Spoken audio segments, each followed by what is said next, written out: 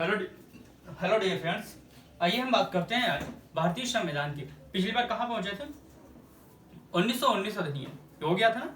अब बात करते हैं 1935 अधिनियम, भारत सरकार या भारत शासन अधिनियम 1935। परंतु 1935 शुरू करने से पहले हमारा ये जानना आवश्यक है कि ये बना क्यों था, क्या कारण था जो ये लाया गया, ऐसा क्या है जिसकी बदौलत हमें 1935 पढ़ना पड़ा, इसमें क्या हुआ ये बाद में जानेंगे। परंतु ये जानना पहले जरूरी है क्यों आया। दरअसल जो 1935 अधिनियम आया उसके पहले 3 घटनाएं हुई थी। पहला था साइमन कमीशन। क्या था?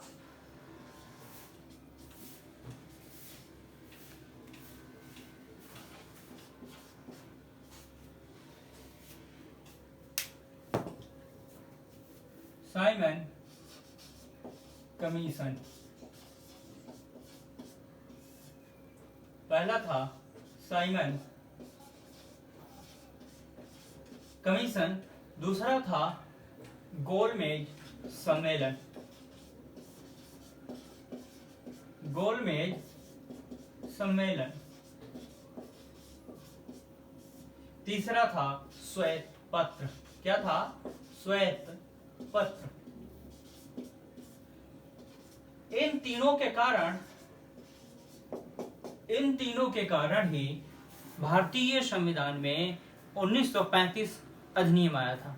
आइए पहले जानते हैं कि क्या था। सबसे पहले गोलमेज सम्मेलन आप लोगों ने सुना होगा, जब अंग्रेज, ब्रिटिश और भारतीय राजनेताओं अर्थात महात्मा गांधी, अंबेडकर, इन लोगों के मध्य जब कोई वार्तालाप हुई थी उसे हम गोलमेज सम्मेलन कहते हैं। अब बात आती है ये गोलमेज सम्मेलन क्यों है। कारण ये था कि जहां मीटिंग हो रही थी, जिस टेबल पर मीटिंग हो रही थी, वो टेबल गोल थी, अर्थात उसका आकार कैसा था? गोलाकार था, इसीलिए बोला गया गोलमेज सम्मेलन। बात आती श्वेत पत्र। तो श्वेत पत्र वो पत्र था जिसमें कमीशन और सम्मेलन इन दोनों का व्याख्या एक श्वेत पत्र में लिखकर ब्रिटिश संसद को प्रस्तुत किया गया था। उसे हम श्वेत पत्र कहते हैं। श्वेत पत्र वर्तमान में देखो वही प्रथा आज भी प्रचलित है कि किसी को कोई भी पत्र लिखना होता है, प्रार्थना लिखना होता है, एप्लीकेशन मतलब लिखनी होती है, किसी से निवेदन करना होता है, उसके लिए हमें श्वेत पत्र की आवश्यकता पड़ती है, अर्थात एक सफेद पेज की आवश्यकता पड़ती है। उस पर किसी भी प्रकार की कोई भी आरेख चित्रित ना हो, मतलब लाइन वगैरह कुछ भी ना हो, केवल सादा पन्ना हो, उस पर लिखकर हम एप्लीकेशन वगैरह करते हैं, उसे ही हम श्वेत पत्र बोलते हैं। और इन दोनों की जो रिपोर्ट थी श्वेत पत्र के माध्यम से कहाँ भेजी गई थी? कमीशन आयोग को भेजी गई थी। और उसी कमीशन आयोग के कारण, उस कमीशन आयोग के कारण ही कमीशन आयोग के कारण ही भारत में संविधान का एक अंतिम या फिर छोटा सा संविधान निर्मित हुआ, जिसे हम कहते हैं भारत सरकार या भारत शासन अधिनियम 1935। 1935। अब पहले जानते हैं साइमन कमीशन क्या था। गोलमेज सम्मेलन बता दिया, श्वेत पत्र बता दिया है, साइमन कमीशन क्या था इससे कई बार प्रश्न पूछा जाता है। हालांकि इतिहास का टॉपिक है परंतु जानना जरूरी है। साइमन कमीशन आइए जानते हैं। सबसे पहले जो साइमन कमीशन था इसका अध्यक्ष कौन था? Sir John Simon. इसके अध्यक्ष थे सर जॉन साइमन। कौन था? Sir John Simon. अब बात करते हैं सर ये जो साइमन कमीशन था ये आया क्यों, क्या था ऐसा जो इसको भारत में आना पड़ा?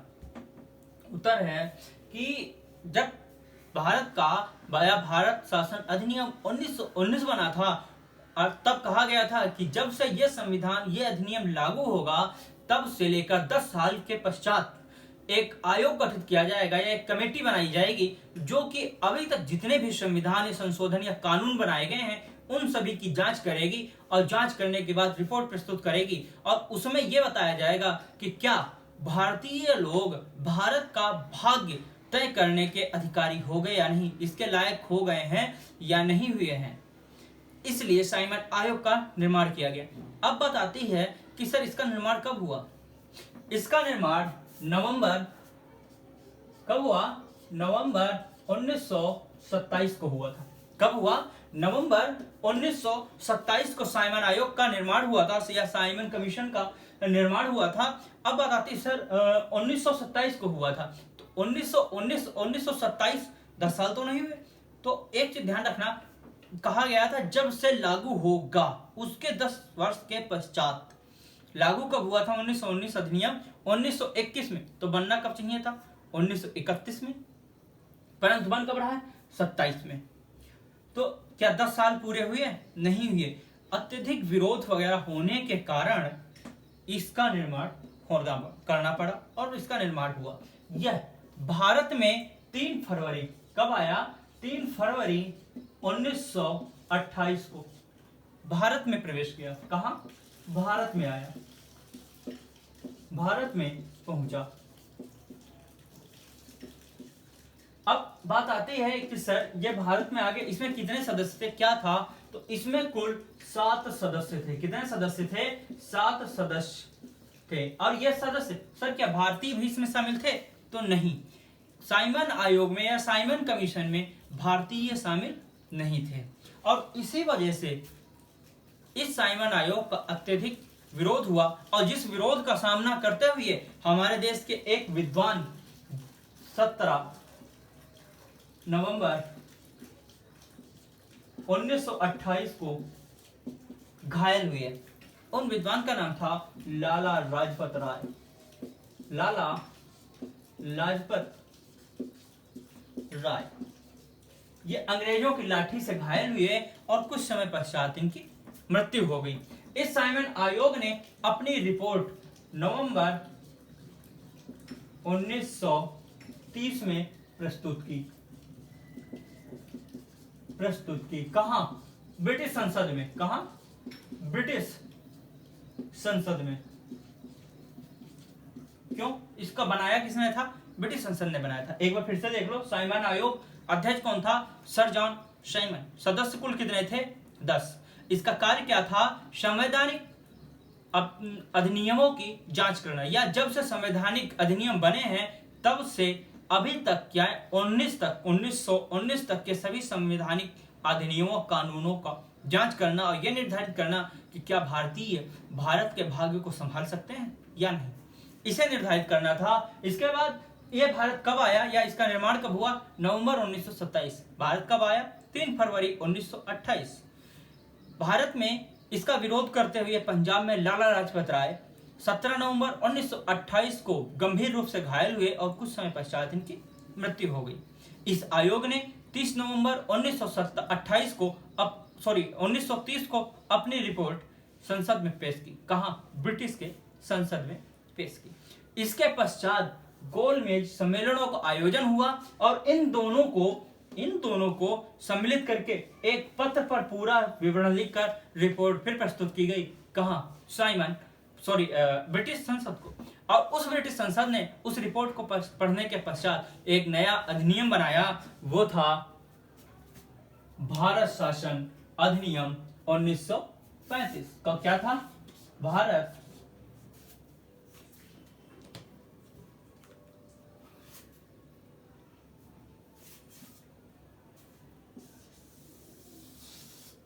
शासन अधिनियम, भारत शासन अधिनियम 1935। यह ब्रिटेन द्वारा या ब्रिटिश द्वारा बनाया गया भारत के लिए अंतिम संवैधानिक उपचार था या अंतिम संवैधानिक कानून था। कैसा था? अंतिम संवैधानिक कानून।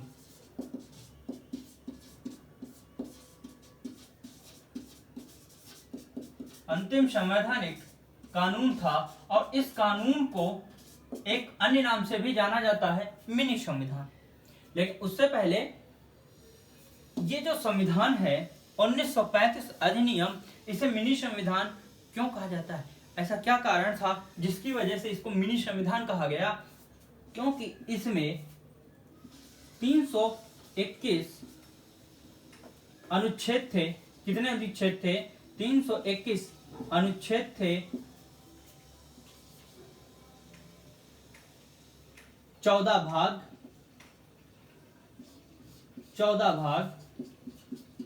10 अनुसूचियां थी। क्या थी? 10 अनुसूचियां थी।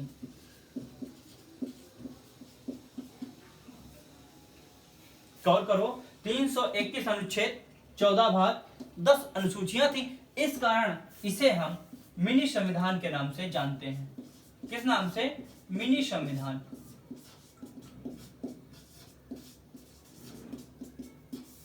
मिनी संविधान के नाम से जानते हैं।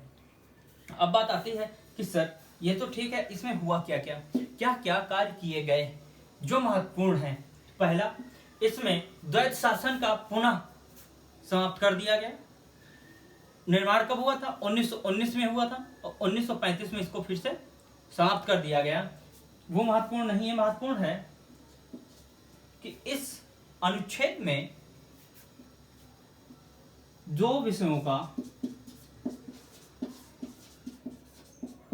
विषयों का विस्तार किया गया।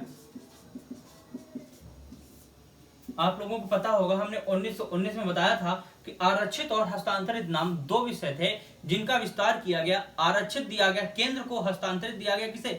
राज्य या प्रांत को। आरक्षित में, इसमें जो आरक्षित में आया, हम केवल आरक्षित लिख रहे हैं। आरक्षित विषय सैन्य और विदेश, सैन्य और राजस्व, इसे अपने अधिकार में रखा। आरक्षित विषय के तहत विदेश, सैन्य और राजस्व को अपने अधिकार में रखा, से सभी को प्रांत की झोली में डाल दिया। इतना हो गया। सांप्रदायिक प्रतिनिधित्व का विस्तार किया गया। इसमें क्या किया गया? सांप्रदायिक प्रतिनिधित्व का विस्तार।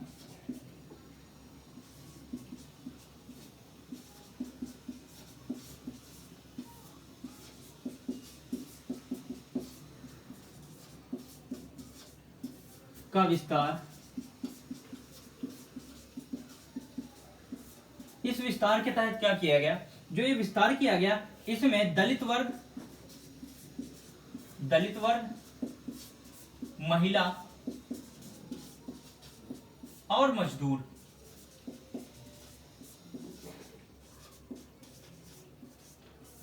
वर्ग, इनको भी सांप्रदायिक प्रतिनिधित्व के तहत शामिल कर लिया गया। अब देखो इनके बारे में। दलित वर्ग का अपना एक अलग वर्ग है और ये अपना अलग प्रतिनिधित्व करते हैं। ये वर्तमान में भी लागू है। महिलाओं के लिए आज भी वही है कि यही देख लो, एक विभाग है महिलाओं का, है या नहीं है? तो महिला का प्रतिनिधित्व अलग किया जा रहा है वर्तमान में, और ये तब भी लागू था। मजदूरों का, मजदूर यूनियन लीडर सुना होगा ना, मजदूरों के ऑफिस भी हैं, श्रम ऑफिस। ये कहां से लिया गया है? 1935 अधिनियम से लिया गया है। अब इसके बाद आता है कि हमने 1919 में पढ़ा था कि दो सूचियां बनी थी, केंद्र और राज्य सूची। यहां पर प्रांतीय सूची का निर्माण कर 3 सूचियों का निर्माण किया गया। क्या किया गया? 3 सूची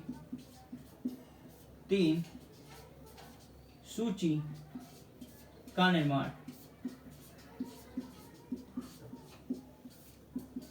3 सूची कौन कौन सी थी? पहला, केंद्र सूची। इसमें कुल 59 विषय थे। कितने विषय थे? कुल 59 विषय थे। दूसरी है राज्य सूची। इसमें कुल 54 विषय थे। तीसरी है समवर्ती सूची। इसमें कुल 36 विषय थे। अब बात करते हैं कि सर इन सूचियों का क्या मतलब है, क्या है? तो देखो, जो केंद्र सूची थी इसमें कुल 59 विषय थे। इन विषयों पर कानून बनाने का अधिकार केवल और केवल केंद्र का है। वर्तमान में भी तीनों सूचियां लागू हैं। कहां से लिया गया? भारत के संविधान अधिनियम या भारतीय शासन अधिनियम 1935 से लिया गया। केंद्र सूची 59 विषयों पर कानून बनाने का अधिकार केंद्र को है। राज्य सूची में जितने विषय हैं उन पर कानून बनाने का अधिकार राज्य को है, जबकि समवर्ती सूची या मध्यवर्ती सूची इस सूची पर कानून बनाने का अधिकार राज्य और केंद्र दोनों को है, परंतु जहां पर राज्य और केंद्र के कानूनों में मतभेद होता है, ऐसी स्थितियों में केवल केंद्र के कानून की मान्यता होती है, राज्य के कानून की मान्यता निरस्त कर दी जाती है। याद रहेगा। अब कुछ पॉइंट है जो महत्वपूर्ण है, वो है जो कानून बना था 1935, सांप्रदायिक प्रतिनिधित्व कर दिया गया, 3 अनुसूचियां मतलब 3 सूचियां तैयार कर दी गई। इसके अतिरिक्त कुछ विभाग बनाए गए, जैसे संघीय न्यायालय की स्थापना की गई। किसकी? संघीय न्यायालय। संघीय न्यायालय की स्थापना कहां हुई? दिल्ली में। कहां हुई थी? दिल्ली में। सर कब हुई थी? उत्तर है 1937। संघीय न्यायालय की स्थापना दिल्ली में 1937 में की गई थी। उसी न्यायालय को वर्तमान में सुप्रीम कोर्ट के नाम से जाना जाता है। इसी न्यायालय को वर्तमान में सुप्रीम कोर्ट के नाम से जाना जाता है। ठीक, यह सर्वोच्च न्यायालय के नाम से जाना जाता है। अगला था कि भारत से वर्मा को अलग कर दिया गया। भारत से वर्मा को अलग किया गया।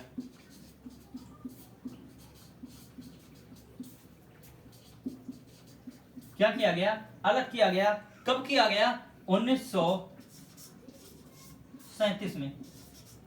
अब आता है सर वर्मा, क्या कास्ट की बात की जा रही? नहीं, यहां पर वर्मा का तात्पर्य म्यांमार से है, अर्थात भारत को या भारत से म्यांमार को 1937 में विभाजित कर दिया गया और वो अलग देश बन गया। एक मुख्य संस्था जो हमारे देश की रीढ़ की हड्डी है, उसकी स्थापना की गई। क्यों? क्योंकि भारत में वित्तीय साख पर नियंत्रण स्थापित करने के लिए उसकी आवश्यकता थी, और इसलिए अंग्रेजों ने या इस अधिनियम के द्वारा 1935 में वित्तीय साख पर नियंत्रण स्थापित करने के लिए, किस पर? वित्तीय साख पर, वित्तीय साख पर नियंत्रण स्थापित करने के लिए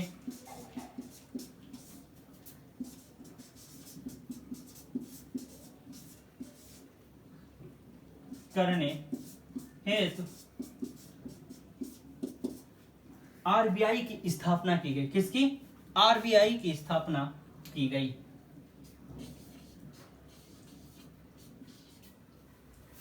याद रहेगा, रिजर्व बैंक ऑफ इंडिया की स्थापना की गई। हमारा ये जो टॉपिक था इतना ही था, यही महत्वपूर्ण है, शेष आपको पढ़ने की आवश्यकता नहीं है। अब आ जाते हैं, एक बार फिर से रिवीजन कर लेते हैं कि भारत शासन अधिनियम 1935, भारत शासन अधिनियम 1935 यह अंतिम संवैधानिक कानून था। किसके द्वारा? ब्रिटिशर्स के द्वारा। बात है कि इसका निर्माण कैसे हुआ, क्या हुआ, उसके 3 कारण हैं। पहला, साइमन आयोग जो 1927 में बनाया गया, बनना 1931 में था, परंतु कुछ घटनाओं के कारण इसे 1927 में ही बनाकर भारत 3 फरवरी 1928 को भेजा गया, जिसका विरोध करते हुए 17 नवंबर 1928 को लाला लाजपत राय पंजाब में घायल हो गए और उनकी कुछ समय पश्चात मृत्यु हो गई। उसमें 7 सदस्य थे, सर जॉन साइमन उसके अध्यक्ष थे। नवंबर 1930 को इसने अपनी रिपोर्ट ब्रिटिश संसद को प्रस्तुत की। उसके बाद गोलमेज सम्मेलन होते हैं। टोटल 3 गोलमेज सम्मेलन हुए थे, जिसमें 2 में महात्मा गांधी ने भाग लिया था, तीसरे में उन्होंने भाग नहीं लिया था। परंतु एक ऐसा व्यक्ति था जिसने तीनों गोलमेज सम्मेलन में भाग लिया था, उसका नाम डॉक्टर BR अम्बेडकर या भीमराव अम्बेडकर था। और इसी ने जो रिपोर्ट बनाई, इन दोनों की रिपोर्ट को एक श्वेत पत्र में सम्मिलित करके ब्रिटिश संसद में प्रस्तुत किया गया। उस श्वेत पत्र के आधार पर भारत शासन अधिनियम या भारत सरकार अधिनियम 1935 का निर्माण किया गया और उससे यह तय करने की कोशिश की गई कि क्या भारतीय भारत के भाग्य को संभालने के लायक हैं या नहीं।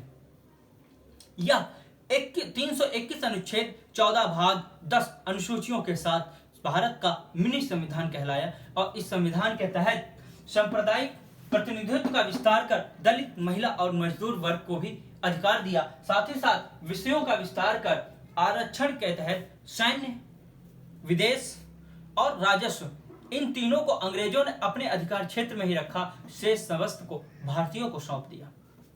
इसके बाद 3 सूचियों का निर्माण किया गया। पहले सूचियां थी 1919 में 2 सूची बनाई गई थी, केंद्र सूची और राज्य सूची, परंतु उस वक्त उसमें विषय निर्धारित नहीं थे कि कितने विषय होने थे, परंतु 1935 में पुनः किया गया, तब तीनों सूचियों का निर्माण किया गया, केंद्र, राज्य और संयुक्त।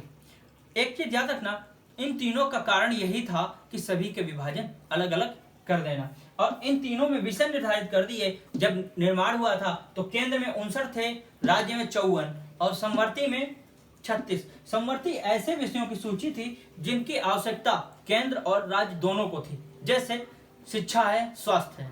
शिक्षा और स्वास्थ्य दोनों को देखने का दायित्व है, इन दोनों को उत्तर देना होता है कि शिक्षा और स्वास्थ्य हमारे देश में सही या नहीं, ये केंद्र स्तर पर, अंतरराष्ट्रीय स्तर पर देना होता है, जबकि राज्य स्तर पर लोगों को केंद्र को देना होता है। इसलिए ऐसे विषयों को समवर्ती सूची में डाला गया।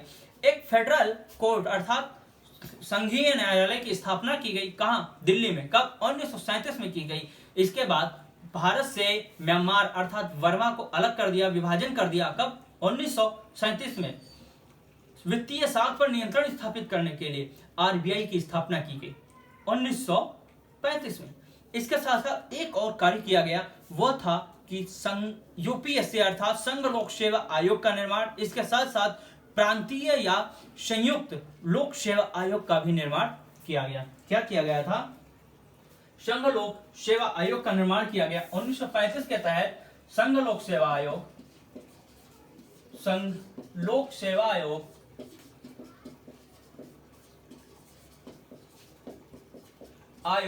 व प्रांतीय,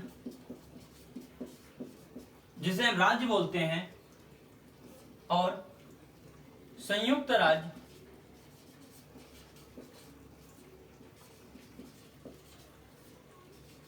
लोक सेवा आयोग का निर्माण हुआ। कब हुआ था? 1935 के तहत हुआ था। अब बात आती है, सर संयुक्त राज्य लोक सेवा आयोग से क्या तात्पर्य? चलो प्रांतीय हम समझ गए कि प्रांतीय लोक सेवा आयोग, प्रांत मतलब राज्य होता है, लेकिन संयुक्त राज्य सेवा लोक सेवा आयोग क्या होता है? वर्तमान में केंद्र शासित प्रदेश हम जानते हैं। संयुक्त राज्य लोक सेवा आयोग उसी आयोग में आता है, जैसे दिल्ली, पांडिचेरी। ऐसे राज्यों के लिए जो लोग स्टेट पीसीएस निकालते हैं, उन्हें हम संयुक्त राज्य लोक सेवा आयोग के तहत रखते हैं। हमारा आज का टॉपिक यहीं तक था। अगर आपको आज का टॉपिक और अच्छा लगा हो और लगा हो कि हाँ ये आगे भविष्य के लिए हमारे लाभदायक है, तो प्लीज लाइक, शेयर और सब्सक्राइब करें। हम इसका डिस्क्रिप्शन और इसका जो है मल्टीपल क्वेश्चंस भी जल्द लेके आ रहे हैं। तब तक के लिए धन्यवाद।